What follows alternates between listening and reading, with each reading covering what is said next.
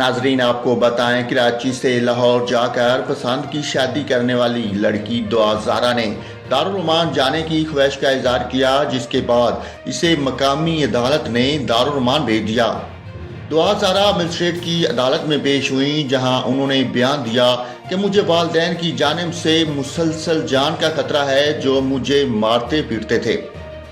दुआ ज़ारा का कहना था कि वालिदैन खतरनाक नतैज की धमकियां देते हैं, सिक्योरिटी के लिए दारुल उमान जाना चाहती हूँ।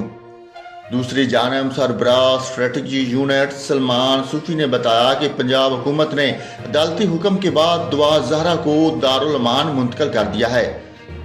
सलमान सूफी का कहना था कि सिंध हुकूमत से दुआ ज़ारा को वालिदैन के पास ले जाने के लिए टीम भेजने का भी कहा गया है, जबकि ज़हीर की गिरफ्तारी के लिए तलाश जारी है। ताज़ा तरीन वीडियोस के लिए चैनल को सब्सक्राइब करके बेल आइकन और ऑल नोटिफिकेशन पर क्लिक करें, ताकि आपको मिले हर खबर सबसे पहले।